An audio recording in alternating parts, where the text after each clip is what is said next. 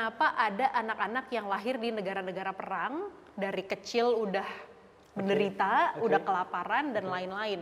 Dan kita semua tahu setiap orang yang jauh dari Tuhan, meninggalkan Tuhan, mengalami degradasi kehidupan. Turun secara segalanya, turun dan anak yang hilang tersebut sadar baru kembali.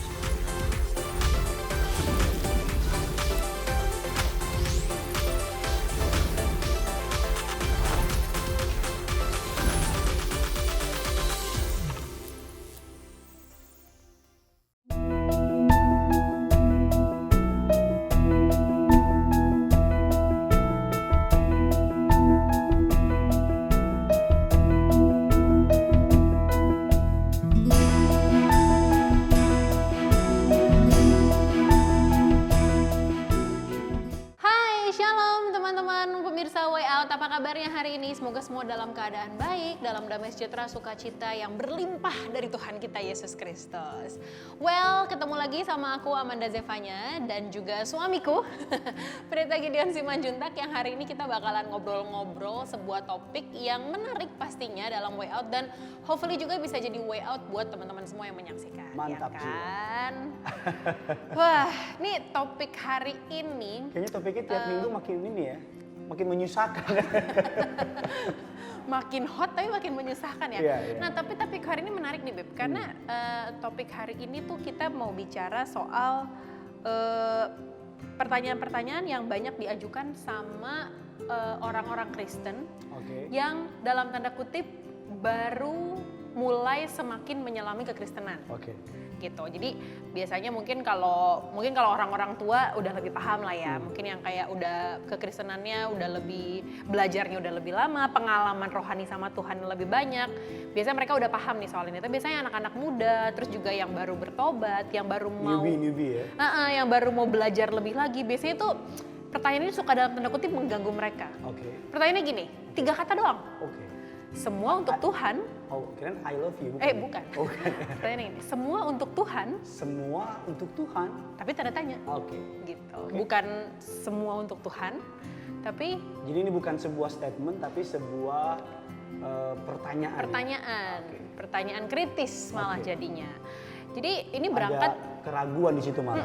Jadi ini berangkat dari ini loh, kayak kalau kita tuh bicara dari sini Beb, dari soal kemahakuasaan Tuhan. Tuhan kita percaya lah ya, kayaknya dalam any religion, any belief, semua keyakinan, kepercayaan tuh percaya bahwa yang kita anggap sebagai sosok Tuhan adalah seorang pribadi, adalah sosok yang maha kuasa, yang can do anything, yang bisa melakukan apa saja, maha tahu, serba maha deh pokoknya gitu ya.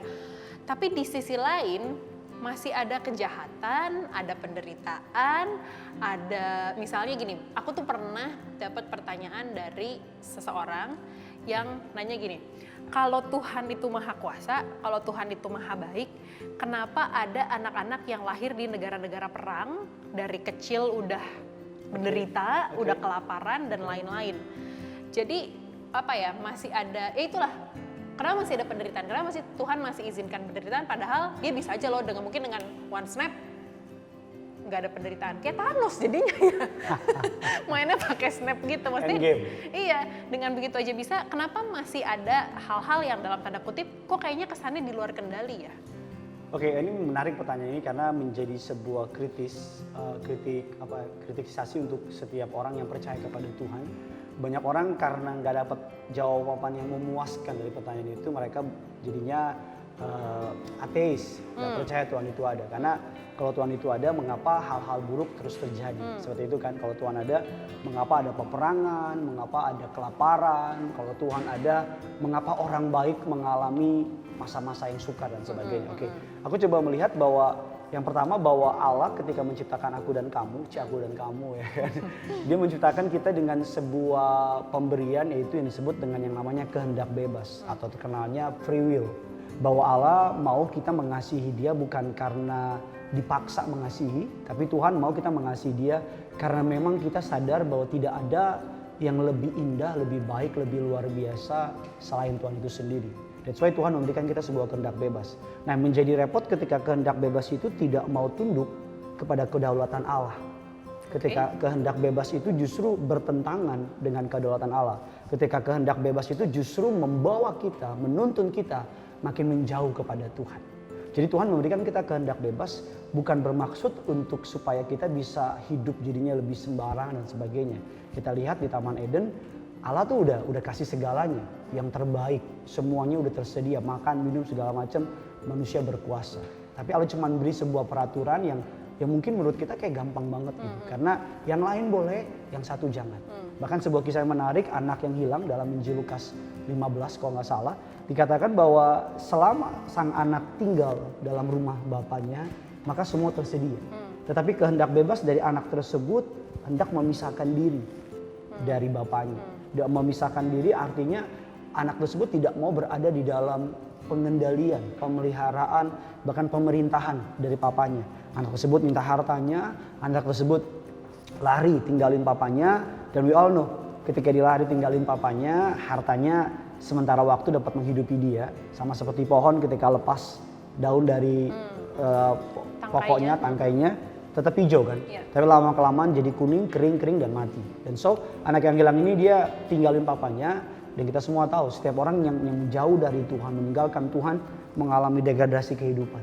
Turun secara segalanya. Turun. Dan anak yang hilang tersebut sadar baru kembali. Jadi kalau memang pertanyaannya, kalau memang Tuhan Maha Kuasa, mengapa masih ada penderitaan dan sebagainya? Saya percaya bahwa Tuhan plan-nya, master plan-nya, blue plan-nya, Allah tuh mau setiap kita diberkati. Allah mau kita mengalami kepenuhannya, karena kita katakan demikian saja. Bahwa sebelum Allah menciptakan manusia, Allah ciptakan isinya dulu. Langit dan bumi semuanya, jadilah ini. Setelah semuanya ready, baru manusia diciptakan. Jadi kalau dilihat dari situ sebenarnya Tuhan tuh sama seperti seorang bapak yang sebelum anaknya lahir, dia udah siapin semuanya. Semua disiapin, pakaiannya, bajunya, asuransinya, bahkan ada tabungan buat anaknya dan sebagainya. Allah dalam kemahakuasaannya lebih itu lagi. Sebelum manusia diciptakan, semuanya all set, udah ready, manusia tinggal hidup dan reign, memerintah. Tapi kehendak bebas tersebut membuat manusia jadinya menyalahgunakan tersebut, jatuh ke dalam dosa. Ketika dosa masuk, maka masuklah semuanya. Ketakutan, kekhawatiran, kebencian, dan menjadi sebuah dunia yang hancur dan berantakan seperti sekarang. Kalau ada possibility untuk jadinya ada degradasi, ada keterpisahan dari Allah dan lain-lain, kenapa Allah mesti kasih kita kehendak bebas ya? Kenapa nggak udah aja gitu kayak kita main Lego aja, kayak kita main boneka aja gitu ya, semua kita yang atur aja, kayak kita main main The Sims mungkin gitu, yang kayak udah kita atur aja semua. Kan Allah sayang sama kita, Allah nggak mau kita terpisah dari Dia, Allah nggak mau kita menderita, Allah nggak mau kita jatuh dalam dosa, Allah nggak mau kita dikuasain oleh hal-hal yang buruk. Ya udah Allah atur aja semuanya seperti yang Dia mau. Ini pertanyaan sahabat WA sudah susah, apalagi pertanyaan istri saya. Lebih berani nanya ya. Lebih susah lagi. Padahal saya berusaha untuk keluar dari yang susah itu dan dibawa lagi ke yang susah. Kalau memang Tuhan sayang, kenapa harus ada kehendak bebas? Sekali itu pertanyaannya kan. Kenapa nggak dibikin kita semua nggak ada kehendak bebas? Pokoknya tunduk aja, taat saja. Aku mau bilang gini, bahwa Tuhan tuh nggak mau, ini pendapat aku ya, Tuhan tuh nggak mau dikasihi karena kita dipaksa untuk mengasihi. Kan beda kan ketemu sama orang yang datang ke tempat kita karena terpaksa. Kayak kita datang ke tempat ini, ke syuting Way Out, karena kita mengasihi, karena kita enjoy, karena kita suka. Berbeda dengan orang yang datang karena terpaksa. Seperti itu. Jadi Tuhan memberikan kehendak bebas yang pertama karena kita diciptakan segambar serupa dengan Dia. Artinya apa yang kita diciptakan tuh dari blueprint-nya Allah, dari gambarannya Allah. Nah, Allah mau kita hidup berkomunikasi sama Dia. Allah tuh mau deket sama kita.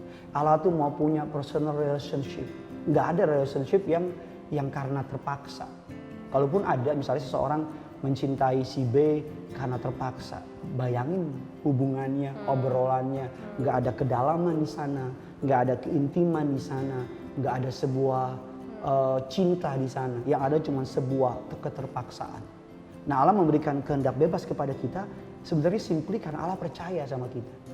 Wow. Karena Allah percaya, kayak mau bilang, Dia kasih sayang kita, Dia percaya bahwa manusia itu mulia. Malaikat saja, kalau ada pria yang bilang gini, kamu seperti malaikat, secara teologi itu salah sebenarnya kan. Karena kita manusia lebih mulia dari malaikat. Jadi kalau ya kan, jadi baik kalau kamu kayak malaikat jatuh dari surga, setan dong, Lucifer dong. Malaikat jatuh dari surga, ya kan? setan dong. Sakit nggak? Baru jatuh dari surga. Ini anak-anak micin ya kan. So, aku mau bilang bahwa Tuhan sangat mengasihi manusia. That's why Tuhan tuh mempercayai manusia. Tuhan mempercayai manusia dan Tuhan menyerahkan. Dia bisa saja menciptakan kita tanpa kehendak bebas, tapi dia menciptakan kita semuanya tersedia dan dia menyerahkan kepada kita. Kalau ditanya kenapa harus diserahkan? Karena dipercaya sama kita. Seperti itu sih. Gimana caranya kita menjawab pertanyaan orang-orang yang tujuannya emang cuma pengen kritisin aja gitu loh, yang emang pengen nantangin iman kekristenan aja gitu, atau orang-orang yang awam, yang knowledge-nya belum sedalam itu, gimana caranya kita menjawab pertanyaan-pertanyaan itu ya gitu, kayak kenapa ya kalau Tuhan baik, kalau Tuhan Maha Kuasa, kenapa masih ada peperangan, kenapa masih ada kejahatan, kenapa ada penderitaan? Mungkin untuk menjawab sebuah ilustrasi yang mungkin beberapa sahabat way out juga mungkin sudah pernah dengar, tapi izinkan saya coba merefresh atau mengulang. Suatu hari ada seorang datang ke sebuah tukang cukur di tengah-tengah pembicaraan karena mereka udah kenal lama, udah kenal ngobrol lama. Terus tukang cukur yang dicukur, misalnya aku lagi dicukur, terus dia, oh puji Tuhan, Tuhan itu baik. Dia dapat WA puji Tuhan, terus tukang cukurnya bilang, Tuhan tuh nggak ada. Terus yang cukur bilang, loh saya buktinya Tuhan tuh ada. Saya diberkati, saya punya ini. Terus tukang cukur bilang, loh kalau Tuhan itu ada, mengapa ada peperangan? Kalau Tuhan itu ada, mengapa ada kelaparan? Kalau Tuhan itu ada, mengapa hal-hal buruk terjadi di dunia ini? Terus sang yang dicukur itu, customernya bingung. Dia harus bagaimana menjawabnya. Tapi dia pengen membela imannya, tapi dia bingung. Dan udah sambil dicukur, dia diem, gimana ya jawabnya. Dan long story short, dia keluar. Ketika dia keluar, dia dilihat di pinggir jalan ada segerombolan anak muda, anak-anak punk. Rambutnya gondrong, rambutnya pokoknya panjang dan sebagainya. Gimbal dan sebagainya. Wah, tiba-tiba lihat anak tersebut, dia langsung kaget dan dapat wisdom. Dia balik ke tukang cukur, buka pintu dan langsung bilang begini, tukang cukur itu nggak ada. Langsung ngomong ke tukang cukurnya. Tukang cukur kaget, loh kok nggak ada? Saya ini tukang cukur, kamu ngaco deh gitu. Loh kalau tukang cukur itu ada katanya, kenapa ada orang-orang di luar sana yang rambutnya gimbal, berantakan, nggak jelas. Terus kata tukang cukur, ya salah dia sendiri. Kenapa dia nggak datang sama saya? Kenapa dia nggak datang ke tempat saya? Kalau datang ke tempat saya akan rapikan dia. Terus kata customer-nya, begitu juga dengan Tuhan. Kalau ada kenapa ya karena mereka nggak datang sama Tuhan. Kalau mereka datang sama Tuhan, Tuhan adalah ahlinya mengubah sampah menjadi sesuatu yang indah dan mulia. Wow. Tuhan adalah ahlinya. Kita katakan aku datang untuk orang berdosa. Aku datang untuk memperbaiki, untuk menyelamatkan. Adam yang pertama jatuh dalam dosa dan gagal. Adam yang kedua, a better Adam, datang untuk menyelamatkan.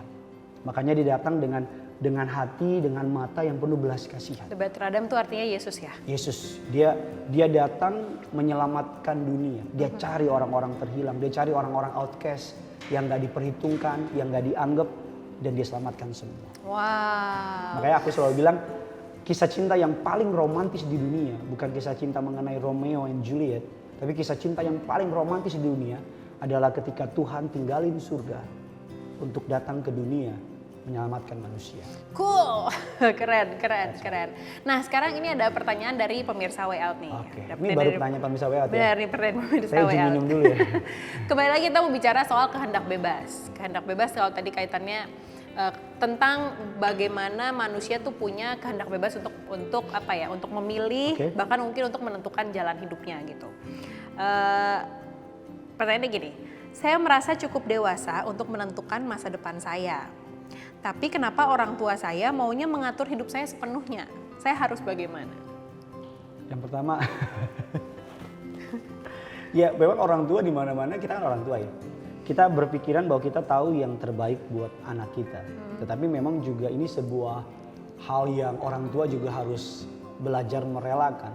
Artinya bahwa kita selalu melihat anak kita masih seperti anak kecil. Artinya anak bayi yang gak buat apa-apa. Tanpa kita sadari bahwa sesungguhnya dia makin bertumbuh dan dia punya kemauan.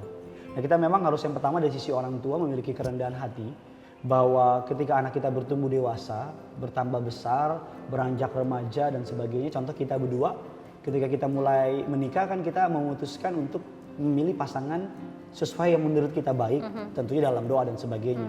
Dan orang tua kan dalam segala kasih sayangnya dia cuma memberikan sebuah yang ini, yang ini, tapi sisanya kamu yang jalani. So, yang pertama untuk orang tua harus memberikan sebuah space untuk anak bertumbuh, mempercayai anak tersebut, dan sebagai coach di pinggir lapangan yang memberikan arahan, memberikan masukan, tetapi biarkan mereka belajar. Selama nggak melanggar firman, selama nggak melanggar hukum, nggak merugikan orang lain, biarin mereka anak muda, kan ada sebuah istilah iklan tuh, yang bermain kotor itu baik dan sebagainya itu baik. Artinya mereka bertumbuh di situ semua. Dan anak-anak muda juga, mari setiap kali diberi kepercayaan bertanggung jawab. Contoh misalnya boleh bawa pergi mobil papa, pulang jam 7 ya. Pulang jam 7. Karena aku percaya banget ketika kita dapat dipercaya untuk small things, untuk hal-hal kecil, maka akan datang hal-hal yang besar. Ya kayak firman Tuhan juga ya, setia dalam perkara kecil akan dikasih perkara-perkara yang besar. Orang yang setia kepada perkara kecil akan dipercayakan kepada perkara yang besar. Yang repot anak muda mau dipercaya, tapi nggak bisa dipercaya. Disuruh datang jam 7 pulang jam 9. Disuruh jangan ini tapi lakukan ini. Ketika berbuat ini terus lakukan. Jadi aku percaya bahwa orang tua juga harus belajar memberi kebebasan, kepercayaan supaya mereka bertumbuh, tapi anak muda juga harus dapat mempertanggungjawabkan apa yang dipercayakan kepada mereka. Mungkin termasuk juga sama ini kali ya, ada tuh orang-orang yang anak-anak muda yang masih dalam tanda kutip gereja jalan-jalan gitu loh. Yang kayak misalnya dia mungkin orang tuanya terdaftar di gereja mana, jemaat gereja mana atau majelis gereja mana, tapi anaknya masih kayak ke A, ke B, ke C setiap minggu gitu. Kadang-kadang kan orang tua suka kayak kayak nggak ngasih gitu, ngapain sih ke gereja A B C D E, udah di sini aja gitu. Termasuk nggak sih kayak gitu? Bisa. Sekarang bukan hanya gereja jalan-jalan, sekarang tuh Beb, gereja jemaat online Indonesia. Iya kan? Dimana sekarang ada cerita ada orang duduk dengar khotbah dan dalam satu ibadah bisa 4 pendeta. Bukan di gereja itu ada 4 pendeta. Gimana maksudnya? Tapi dengar ibadah, pendeta, orang bagus. Pindah ke channel gereja lain. Nggak ngerti. Nggak ngerti. Pindah lagi dan tanpa mereka sadarin. Dalam 2 jam satu ibadah, udah 4 pendeta dan mereka nggak dapat apa-apa gitu. Jadi perlu dipahami bahwa kalau ada orang yang berpindah-pindah, minggu ini ke A, minggu ini ke B, minggu ini ke C, minggu ini ke D, sama seperti sebuah pot yang kalau pindah-pindah tanaman di pot ini, minggu depan dicabut lagi ke pot ini, minggu depan dicabut lagi ke pot ini, nggak akan bisa bertumbuh, pasti akan mati. Itu pertama. Kedua, kalau ada anak yang papanya gereja A, anaknya gereja B, kalau aku boleh ngomong, papanya harus melihat dulu.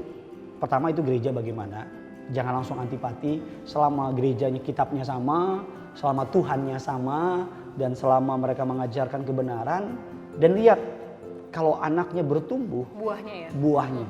Kalau anaknya bertumbuh, anaknya mengalami sebuah perubahan hidup, why not? Ya kan? Kenapa kacang? Why not? Yeah. Kenapa kacang? Oke, fine. Lawakan yang garing ya. Kenapa enggak? Ya kan? Walaupun kalau bisa sebuah keluarga beribadah satu keluarga di suatu gereja, kalau bisa. Kenapa? Karena itu yang Tuhan mau. Ketika suami, istri, anak-anak bergandengan tangan di gereja, mengangkat tangannya menyembah Tuhan. Alkitab katakan, kesanalah Allah memerintahkan berkat. Tetapi memang dalam kenyataannya, generasi sekarang kan generasi milenial kan. Mereka kan suka. Udah Gen Z malah udah sekarang. Gen Z. Mereka suka pendeta A, pendeta B, pendeta C. Nah, kalau aku sih ada beberapa orang cerita, paginya ikut gereja orang tuanya, sorenya mereka ikut gereja yang mereka mau. Itu perjanjian orang tuanya. Bagi aku why not? Kenapa enggak? Kalau selama mereka bertumbuh dan mengalami perjumpaan dengan Tuhan, kan intinya semua gereja selama tubuh Kristus dan memuliakan nama Tuhan, bagi aku pribadi, selama imannya bertumbuh, tujuannya semua kan for the glory of God. Setuju. Sekarang aku bicara soal jodoh. Kok tiba-tiba jodoh ya? Nggak dulu, bicara soal jodoh. Kalau bicara soal kehendak bebas dan kedaulatan Tuhan, jadi jodoh itu sebenarnya udah diatur sama Tuhan, atau kita bisa milih? Ini kayaknya hostnya makin susah. Gimana? gimana? Jodoh itu dari Tuhan atau? Dari Tuhan, udah ditentuin nama Tuhan, atau kita bisa memilih? Ini menjadi sebuah perdebatan yang menarik di antara para kaum scholars dari kaum teolog. Ada yang bilang jodoh itu kita yang pilih, ada yang bilang jodoh itu Tuhan yang atur. Kalau aku percaya gini, Tuhan itu udah memberikan kita rambu-rambunya. Hendaklah kamu menjadi pasangan yang sepadan, terang dan gelap nggak bisa bersatu. Hendaklah kamu mencari pasangan yang Tuhan udah kasih ABCD, guideline. Jadi sebuah SOP-nya Tuhan udah kasih. Nah, dalam perjalanannya Tuhan itu mau nuntun kita, gitu. Kayak contoh ketika aku sama kamu, nggak semua anak Tuhan itu jodoh kita. Ya, nggak ya semua kan? yang mesti seiman, orangnya baik, bahwa kita dekat sama Tuhan ternyata jodoh. Nah, nggak semua, karena ada banyak orang lihat orang di gereja, ada laki-laki angkat tangan, nyembah Tuhan, langsung dalam hatinya nikahin aku mas gitu kan. Udah di otaknya, di pikirannya mau pre-wedding di mana, kan? cateringnya apa. Iya kan, ada pemain musik di gereja, main gitar, ya kan, sambil tutup mata. Ketika gitar dijreng, hati jemaat yang wanita juga dijreng kan, karena wah gila nih, wah ini dari Tuhan banget misalnya kan. Nah, yang pasti sih, aku lebih menarik lagi dalam proses mereka menemukan pasangan hidup, karena ketika kita udah ketemu anak Tuhan, oke. Udah ketemu cinta Tuhan, oke. Kita udah ketemu dia laki-laki, misal laki-laki yang bertanggung jawab, oke. Nah, dalam perjalanannya adalah kita perlu melihat klik apa enggak, nyambung apa enggak, pola pikir sama apa enggak. Dan terakhir kita bawa kepada Tuhan. Apakah dia ini orang yang dari Tuhan? Apakah ini dia pasangan yang dari Tuhan? Karena aku percaya, ini bahasa aku ya, cari pasangan itu butuh mukjizat. Iya kan? Karena bagaimana mungkin kita bisa mencari orang yang dapat datang dari Tuhan? Sekian banyak orang percaya. So kalau aku ditanya, aku percaya jodoh Tuhan udah siapin.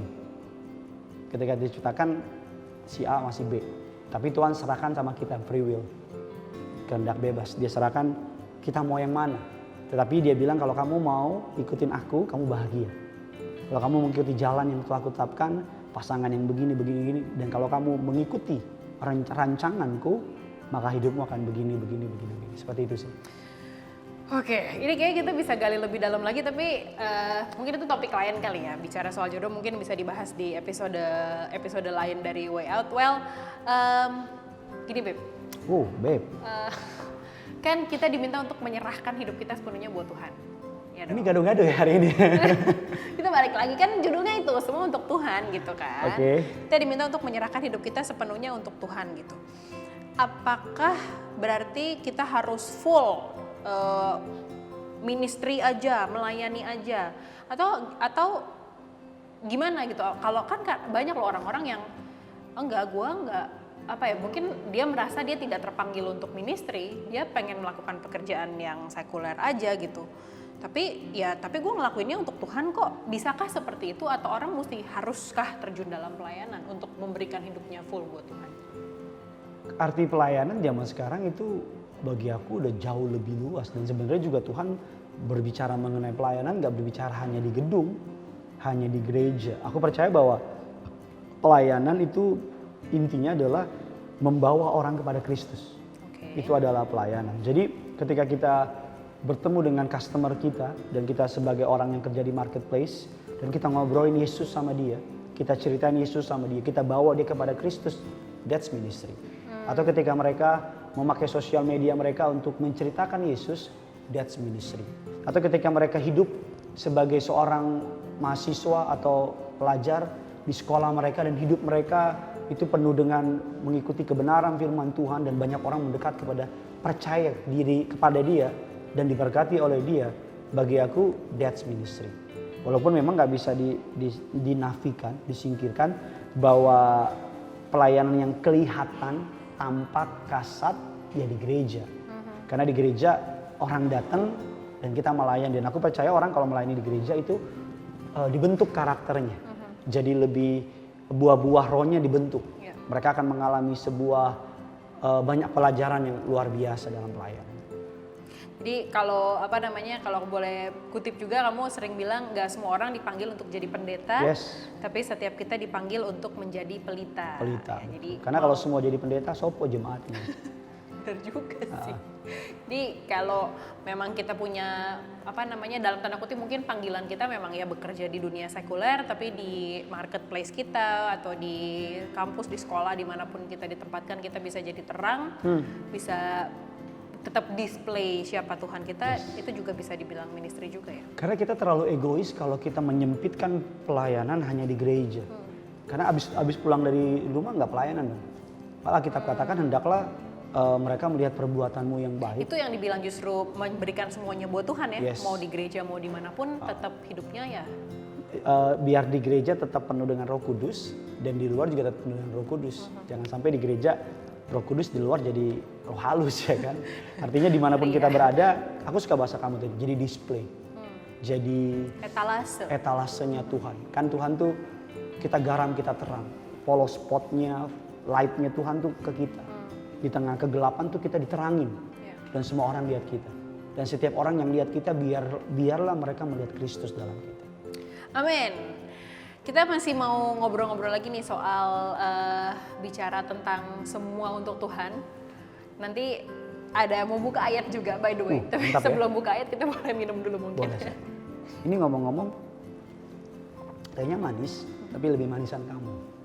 Oh siap. Di gereja gue diajarin ini, tapi di luar gue diajarin ini. Dan gue ngeliat hidup mereka kayaknya baik-baik aja. Mereka having fun dengan hidupnya.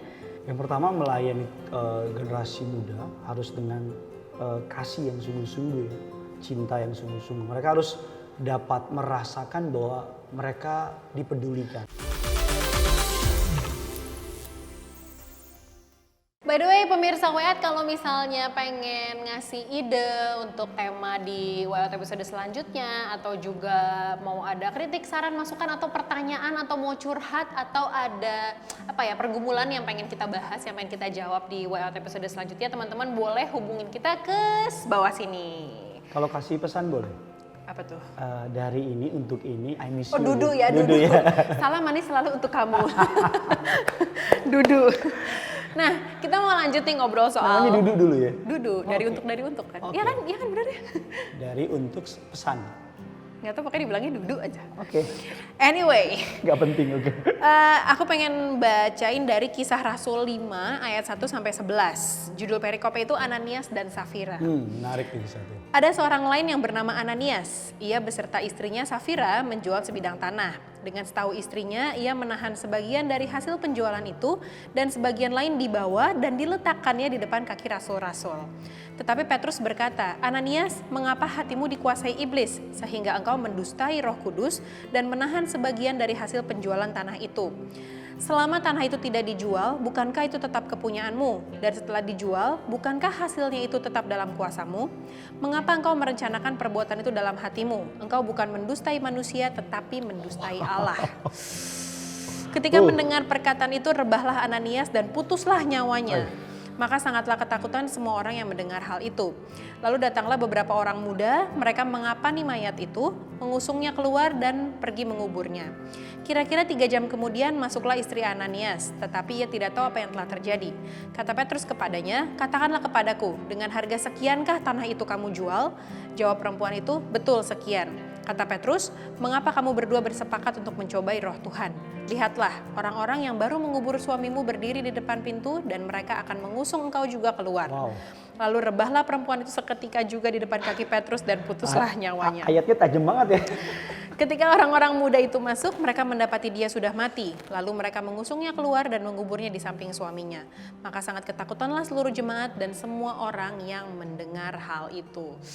Ini perikop cuman 11 ayat tapi keras banget ya, keras banget dan kayaknya mengerikan banget gitu. Nah ini kayak bicara soal tadi ya, kayak ada pasangan suami istri, mereka jual sebidang tanah tapi mungkin tidak jujur dalam nominalnya dan pemberiannya dan lain-lain, dan akhirnya dalam tanda kutip dihukum dan putuslah nyawanya kalau kata firman Tuhan gitu. Jadi bicara soal ini gitu. Berangkat dari perikop yang barusan kita baca, kalau boleh nggak sih kita ngasih buat Tuhan nih dalam hal nominal ya, dalam hal misalnya perpuluhan gitu, tapi nanti aja deh tunggu udah kaya, kan ini sekarang kebutuhan masih banyak nih. Kalau udah kaya ya sisihin 10% atau bagiannya Tuhan, ngasih buat Tuhan, ngasih persembahan, ngasih orang-orang miskin ya bisa lah. Tapi sekarang ntar dulu deh, gimana sih sebenarnya kalau berangkat dari Anania Safira ini? Ya perikop tadi sebenarnya mengingatkan kita bahwa untuk kita jujur sama Tuhan. Bahwa motivasi di balik pemberian kita itu harus jelas. Karena selalu Tuhan itu tidak butuh uang kita. Tuhan tidak butuh harta kita. Dan semua yang kita punya datang dan berasal daripada Dia. Jadi Tuhan itu maha kaya. Ada banyak orang berpikir memberi Tuhan supaya Tuhan kaya. No, Tuhan itu maha kaya. Dan surga, ekonomi surga nggak pernah kemiskinan. Nggak pernah dengar kisah di Alkitab maka surga mengalami inflasi. Itu kalau Tuhan seluruh alam semesta punya Dia. Tarikan napas kita punya Dia. Kalau Tuhan jual 1 bintang saja di bukalapak.com, dijual sebuah bintang dan harga sekian ratus triliun, that's enough. Jadi semua itu belong to the Lord, punya Tuhan. Nah dalam perikop yang kita baca tadi, bahwa kan Petrus bilang, sebenarnya itu it's okay, nggak ngasih pun nggak apa-apa, nggak apapun nggak, karena saya punya kamu. Tapi mengapa kamu ngasih kepada Tuhan, tapi harus membohongi Tuhan? Dalam artian harusnya segini jadinya segini. Nah bicara tadi soal kamu bilang boleh nggak sih ngasih persembahan nanti kalau udah kaya? Aku percaya orang kalau murah hatinya nanti deh tolong orang kalau udah kaya, nanti memberinya kalau udah kaya. Aku percaya kalau udah kaya nggak akan memberi. Karena memberi itu, murah hati itu bukan ketika kita kelimpahan. Justru ketika kita nggak punya apa-apa, mulai dari kecil kita belajar untuk memberi. Dan by the way bicara mengenai perpuluhan, lebih daripada sekedar nilai nominalnya, tapi lebih kepada sebuah ketaatan, lebih daripada sebuah kerelaan kita sama Tuhan. Dari kecil, my mom ajarin aku kasih dulu yang namanya durung-durung ya. Durung-durung tuh pasti beberapa orang tahu itu. Itu bahasa Ibrani kuno teman-teman. Ya, durung-durung yang suka terbang di langit. Burung-burung. Burung-burung ya. Jadi mama tuh dulu walaupun kita masa kecil aku tuh orang di bawah garis kemiskinan. Jualan koran, jualan es dan sebagainya. Tapi mama selalu ngajarin kita. Kadang-kadang kita suka bilang, kita kan kurang. Apa yang menjadi hak Tuhan, kasih buat Tuhan. Apa yang menjadi bagian Tuhan, kasih buat Tuhan. Dan mama selalu dulu kasih uang, inget banget tuh. Ke gereja kasih uang 5.000. Dibungkus dengan sebuah amplop yang rapi, yang bagus. Dan uangnya selalu uang baru. Mama selalu gak pernah, lagi-lagi ini bukan soal uangnya, bukan soal barunya apa enggak, tapi sebuah sikap penghormatan kepada Tuhan. Bahkan ketika kita beberapa kali dapat barang baru, dapat pakaian baru, aku pernah dapat sepatu baru, mama selalu bilang pakai pertama kali ke gereja. Kenapa harus ke gereja? Karena itu datang dari Tuhan. Jadi ketika kamu di gereja pakai sepatu itu dan bilang sama Tuhan, Tuhan kamsia, Tuhan makasih, mau lihat godang, thank you so much. Bahkan ketika kita punya mobil pertama, mama tuh selalu bilang, oke, padahal itu tengah minggu, gereja masih beberapa hari. Mobil pertama jangan dipakai, jangan kemana-mana. Mobil pertama, kilometer pertama, walaupun mungkin dari lalu udah kali ya. Tapi kilometer pertama dibawa ke gereja. Dan tape, itu inget banget tape, lagu yang pertama, lagu Tuhan. Gitu. Dari kecil aku udah belajar seperti itu. Jadi ketika sampai di gereja, itu padahal baru DP doang sayang.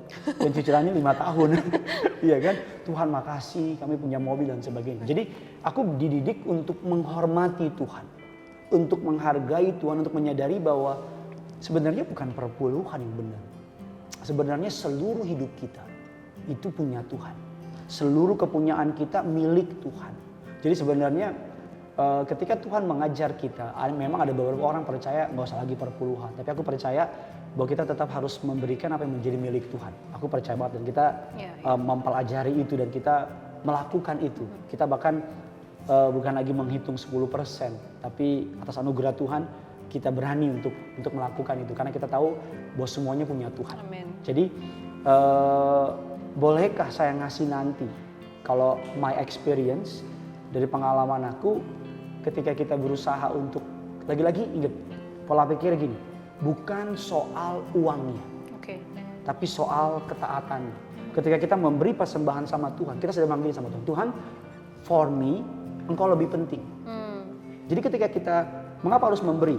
Karena memberi mengajarkan kita bahwa kita berkata sama Tuhan, bahwa uang kita pertama datang dari Tuhan. Dan kita bilang sama Tuhan, Tuhan lebih penting daripada uang.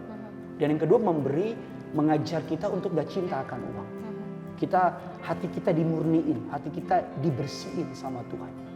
Gitu. Dan bukan hanya memberi kepada Tuhan, bahkan Tuhan mengajar kita untuk bermurah hati kepada orang-orang di sekitar kita. Janda-janda miskin, orang yatim, orang-orang kekurangan. That's why aku percaya banget bahwa Tuhan memberkati kita agar kita nggak berhenti menjadi stasiun terakhir dari berkat Tuhan. Tuhan mau agar melalui berkat kita memberkati orang-orang lain. Karena aku percaya banget dari setiap berkat yang kita punya ada hak orang lain. Ada berkat orang lain. Jadi aku percaya banget mungkin beberapa orang bilang, udahlah Tuhan kan kaya, udah gak usah dikasih lagi. No, bukan soal uangnya. Tapi soal ketaatan kita sama Tuhan. Bahkan my mom selalu bilang, mungkin ini kontroversial ya. Tapi my mom selalu bilang begini, ketika datang kotak persembahan, warna apa yang mewakili Tuhan dalam hidup kamu kasih. Wow. Ya kan? Ya, tapi ini bukan doktrin, tapi ini sebuah bagi kita sebuah penyembahan, sebuah ucapan syukur. Tuhan begitu baik, Tuhan begitu luar biasa. Jadi ketika kita memberi kepada Tuhan, kita sedang bilang gini, yang pertama kita bilang bahwa semua yang kami punya datang dan berasal dari Tuhan. Dan kita sedang bilang bahwa Tuhan lebih penting daripada uang, dan kita sedang mematikan virus-virus cinta akan uang. So, percayalah, investasi terbaik ya di surga. Sama ini deh, kalau misalnya konteksnya kan masih pas-pasan nih, jadi berani memberi buat Tuhan itu juga artinya kita percaya bahwa Tuhan mampu fulfill apa yang kita butuhkan. Suatu hari Nabi Elisa datang, Nabi Eli datang dalam sebuah kelaparan. Tuhan utus dia kepada janda miskin. Tuhan gak utus dia kepada perempuan kaya, tapi Tuhan utus dia kepada janda miskin. Dan ketika dia datang, janda miskin itu sedang mengolah tepung, membakarnya dan akan mati karena utangnya banyak dan kelaparan karena hujan tidak turun dalam kerajaan itu dan kerajaan Ahab. Long story short, Nabi Elisa bilang begini, Elia, bikinlah kami roti. Terus jandanya bilang, wah, udah nggak punya apa-apa lagi. Gue punya apa-apa lagi. Gue akan makan dan gue akan mati. Terus Nabi Elia bilang, buat dulu, kamu nggak akan gitu. Dari ayat itu kita akan belajar gini. Kalau ada orang memang nariknya jadi kayak, udahlah, memberi sampai sakit. Enggak gitu. Tuhan nggak mau kita sakit, no. Tapi sebenarnya dari ayat itu kita sedang diajari Tuhan. Kayak kamu bilang tadi, aku suka banget kamu ngomong gitu, that's why I love you. Bahwa ketika kita memberi kepada Tuhan, kita tuh sedang mempercayakan hidup kita sama Tuhan. Dia Yehova Jireh, Allah yang melihat dan Allah yang menyediakan, provider. Ketika Abraham datang di Bukit Muria, dia mengasihi Ishak, sangat cinta sama Ishak. Ishak tuh anak penantian, anak perjanjian. Beberapa orang bilang 20-25 tahun dia menanti Ishak. Dan ketika dapat Ishak, tiba-tiba Tuhan dengan seenaknya bilang gini, sembelih. Abraham, bawa Ishak, sembelih. Di situ kan Tuhan sedang melihat, Tuhan ingin melihat. Tuhan ingin melihat apakah hati kamu berpaut kepada ciptaanku daripada sang pencipta. Kan ada banyak di antara kita terlalu mengasihi berkatnya sampai melupakan sang sumber berkat. Terlalu mengasihi ciptaannya sampai melupakan sang pencipta. So, ketika Abraham naik ke atas bukit dan Abraham mau membunuh, Tuhan bilang, malaikat Allah bilang stop. Hari ini aku telah melihat. Jadi dalam perjalanan hidup ini sebenarnya memberi itu Tuhan ingin melihat bahwa di mana posisi kita. Alkitab katakan bilang ini, engkau nggak dapat mengabdi kepada Tuhan dan Mamon. Jadi Allah membawa dirinya head to head, bukan kepada Tuhan nggak bilang Tuhan kuasa kegelapan, no, tapi Tuhan bilang Tuhan dan Mamon. Karena Tuhan itu Tuhan dan Mamon itu juga Tuan, T-U-A-N, master juga. Nah that's why aku tutup dengan gini, uang di tangan orang percaya jadi hamba. Tuhan akan pakai berkat itu untuk jadi berkat. Contohnya Zakheus ketika dia jumpa Yesus, tadi kan dia hamba uang. Ya kan dia merampok banyak tax collector, kepala pemungut cukai. Tapi ketika dia jumpa Yesus, kasih Yesus mengubahkan dia. Dia bilang sama Yesus, setengah dari hartaku kasih orang miskin. Kalau ada orang yang pernah aku peras, aku balikan 4 kali lipat.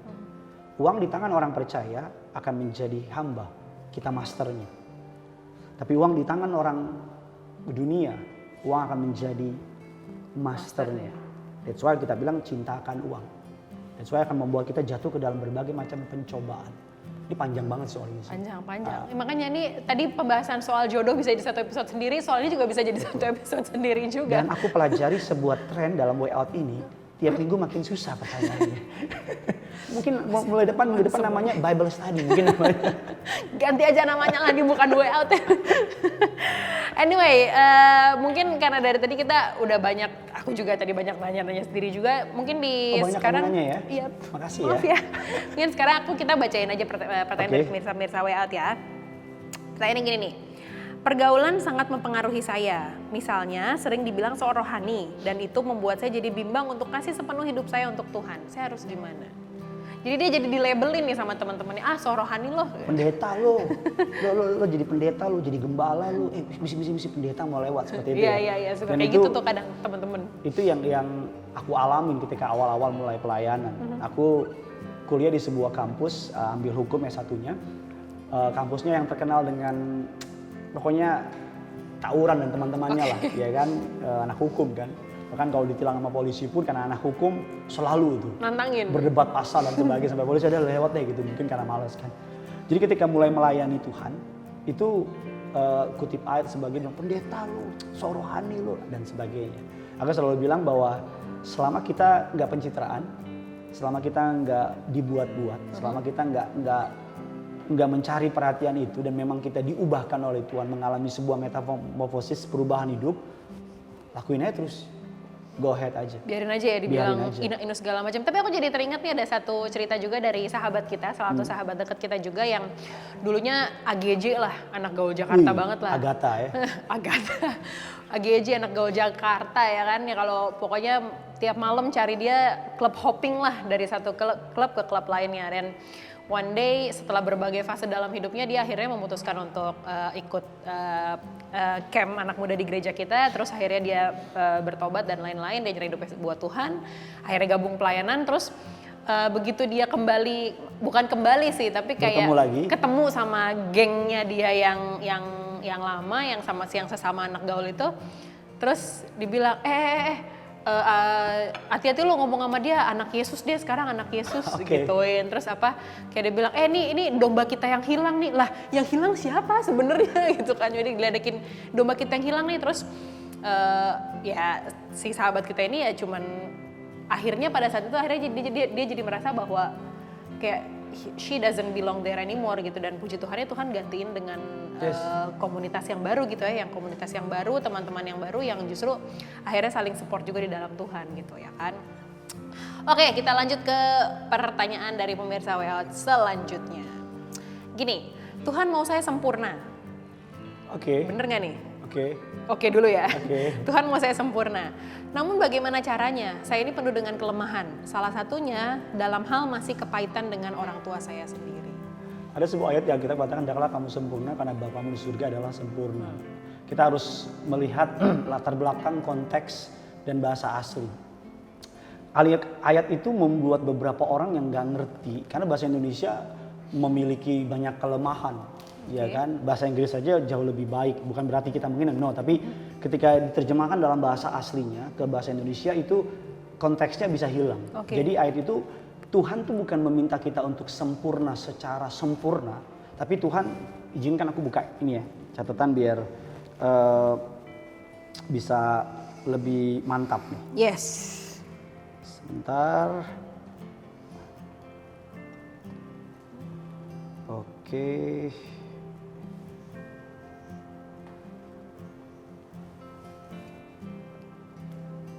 Oke. Karena harusnya kamu sempurna sama seperti Bapamu yang di surga ada sempurna. Matius 5 ayat yang ke-48.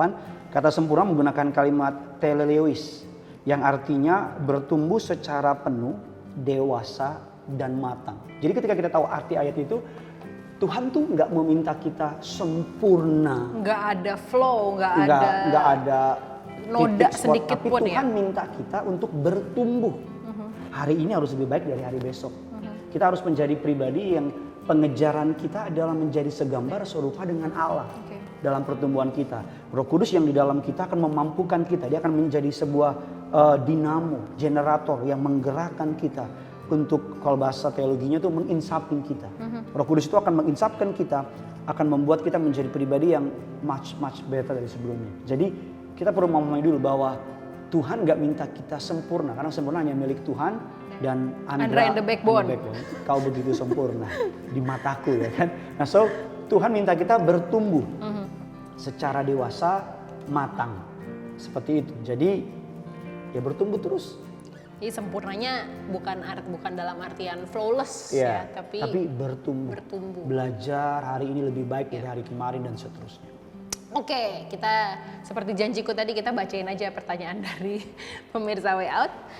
Lanjut pertanyaannya. Oh ini gini nih, kita mau bicara soal ini, menciptakan generasi ilahi yang hidup sepenuhnya untuk Tuhan. Balik lagi ke semuanya untuk Tuhan. Prolog tadi di awal gitu, bahwa biasanya tuh anak-anak muda nih yang baru bertobat, yang baru mau mengenal kekristenan, yang baru mau sungguh-sungguh, yang bertanya-tanya dan mengkritisi apa iya sih sepenuhnya untuk Tuhan lagi. Gimana kita menciptakan generasi yang baru, generasi yang di bawah kita nantinya untuk mereka mau menyerahkan hidupnya sepenuhnya untuk Tuhan. Nah jadi pertanyaannya gini, bagaimana cara melayani anak muda supaya mereka jatuh cinta sama Tuhan dulu agar bisa lebih dalam melayani Dia? Yang pertama, melayani generasi muda harus dengan kasih yang sungguh-sungguh ya, cinta yang sungguh-sungguh. Mereka harus dapat merasakan bahwa mereka dipedulikan. Terus anak muda zaman sekarang tuh kritis banget loh soalnya. Mereka apatis juga. Iya. Mereka nggak bermain lagi di kedangkalan. Mereka mau main ke dalam. Anak muda zaman sekarang nggak bisa bilang Tuhan itu baik. Kenapa Tuhan baik? Udah percaya bahwa Tuhan baik. Yes. Mereka akan lari. Mereka selalu kritis dan informasi sekarang banyak. Betul. Kita ada di dunia yang informasinya serba cepat. Sampai nggak tahu kadang-kadang mana yang benar mana yang enggak. Benar. Jadi saking banyak yang nulis, kita nggak tahu mana ini yang benar, mana yang kebenaran, mana yang di packaging kelihatan kayak kebenaran. Yes. Jadi aku percaya banget bahwa pelayanan anak muda harus dimulai dengan sebuah kepedulian, sebuah hati yang hancur untuk generasi muda, bahwa mempedulikan mereka, care sama mereka, sayang sama mereka, dan harus dimulai dengan sebuah kepekaan bahwa setiap anak muda, setiap zaman akan memunculkan sebuah kekhususan tipe-tipe mereka. Generasi kita berbeda dengan generasi di bawah kita, generasinya anak kita dan seterusnya akan berbeda karena mereka menghadapi tantangan. Generasi kita nggak ngerti dengan yang namanya Gojek, Gosen, Instagram dan sebagainya. Kita nggak ngerti. Sekarang baru ngerti. Dan generasi mereka baru anak kecil aja sekarang. Udah sekarang mainnya Snapchat, udah mainnya follow gue dong di Instagram, ada anak kecil, aku ketemu lagi antri, anak-anak TK, terus mereka Instastory, anak kecil, hi guys, gitu, and then aku kayak, what? Tapi anak kita juga gitu, lagi main, hi guys, ini nih guys, gini punya mobil baru nih guys. Lihat nih guys, ya kan, jadi memang kita perlu pertama memiliki hati yang hancur untuk mereka, peduli sama mereka, sayang sama mereka. Karena apa yang dari hati itu nyampe di hati. Mereka dapat feel dan mereka dapat merasakan. Jangan jadikan mereka sebagai sebuah komoditas yang hanya kalau diperlukan dipanggil, yang hanya untuk sekedar memenuhi bangku gereja. Tapi setelah itu nggak diurus dan sebagainya. Nah, generasi muda harus merasakan bahwa mereka dicintai, mereka dibutuhkan. Mereka kita nggak cap mereka sebagai sumber masalah. Tapi kita mencap mereka sebagai sumber kekuatan untuk masa depan. Bukan hanya masa, tapi untuk zaman sekarang. Dan yang kedua, kita harus memperlengkapi diri kita. Memahami bahwa melayani mereka nggak sekedar omongan. Kita harus mengerti apa yang sedang mereka alami, jalani, dan kita bisa memunculkan dengan sebuah solusi atau jalan keluar. Dan yang paling terakhir ya melayani seperti Yesus melayani lah. Hati yang berbelas kasihan kepada mereka. Tapi dengan mereka yang begitu terpapar dengan berbagai informasi-informasi dan lain-lain, kayak misalnya nih Beb ya, kayak aku kalau misalnya lihat di Instagram aja, padahal banyak loh influencer-influencer yang bahkan lebih tua dari aku juga gitu, tapi mereka tuh yang kayak menormalisasi soal LGBTQ lah, terus juga bahkan ada yang aku pernah satu kali baca instastory dari seorang influencer yang cukup terkenal yang dibilang misalnya ini sebagai contoh ya, kayak misalnya kayak misalnya my body my rules gitu. Ya terserah kalau misalnya asal as long as lo konsen dalam misalnya berhubungan seksual pranikah, ya silakan aja gitu. Itu kan terus bahkan mereka tuh jadi kayaknya mengolok-olok dan menyindir frase jaga kekudusan gitu. Kayak istilahnya kayak apalah jaga kekudusan as long as lu konsen sama badan lu milik lo kok gitu. Nah maksudnya kan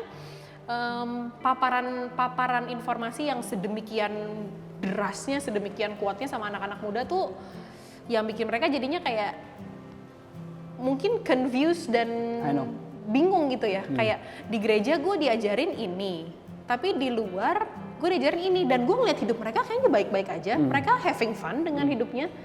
Kok di gereja kayak banyak aturan ya, jadinya akhirnya mereka sulit untuk memberikan hidupnya sepenuhnya tubuh jiwa rohnya buat Tuhan gitu. Jadi mungkin kayak masih melayani tapi ada paparan ideologi yang atau apa pola pikir yang masih duniawi gitu. Itu gimana jadi? That's why kata kuncinya komunitas. Kata kunci adalah sebuah komunitas. We are what we eat. Kita apa yang kita makan, kita adalah orang-orang di sekitar kita. Artinya nggak cukup, nggak bisa mengharapkan iman kita bertumbuh hanya karena sekedar hari Minggu 2 jam di gereja. It's not enough. Bayangin kalau makan seminggu cuman 2 jam doang dan sepanjang hari nggak makan. So that's why kita butuh lebih deeper lagi sama Tuhan. Dalam sebuah, kalau nggak punya komunitas, fine community. Tapi kalau nggak punya community, punya hubungan pribadi sama Tuhan. Karena firman itu akan menjadi pagar untuk memagari kita dari segala yang jahat. Waktunya kan sudah dekat. Iblis bekerja dengan keras, so that's why kita bekerja lebih giat lagi untuk Tuhan. Emang kalau udah bicara soal tanggung jawab untuk generasi selanjutnya tuh. Kita masih muda by the way loh. Iya, tapi kan kita sudah menghasilkan keturunan nih by the way ya. Oke. Jadi kan maksudnya ada satu dalam tanda kutip beban tanggung jawab yang kita pikul juga untuk membentuk anak-anak kita dan juga generasi di bawah kita. Bukan sebenarnya generasi di bawah kita bukan hanya ini sih, bukan hanya anak sih, tapi kayak usia ponakan kita gitu yang kayak belasan tahun yang justru kan lagi rentan-rentannya banget dipaparkan sama nilai-nilai dunia, pola pikir dan nilai-nilai dunia kan gitu. Jadi untuk membentuk lagi generasi yang apa namanya mau fully buat Tuhan lagi gitu, supaya ministry kita juga nggak berhenti sampai di kita doang kan, tapi bisa. Oke, anak-anak muda, tugas kita nggak muda, anak-anak Tuhan bangkit. Kita adalah pilar-pilarnya Tuhan. Yes. Anyway, mungkin ini tempatnya bagus ya kita. Oh iya. Ya. Jadi pemirsa banget mungkin agak nih kok kayaknya ada yang baju berbeda. kamu pas loh. Aku nempel aja menyamar di tembok gitu ya. Kita mau ngucapin thank you juga sama Shantung Restoran ini yang sudah membukakan tempat buat way out bisa syuting hari ini di tempat ini. By the way makanannya enak banget. Oke, apa tuh namanya tuh yang enak kemarin? Kuetie ya, ya itulah ya. Oke, makannya enak di banget daerah di sini.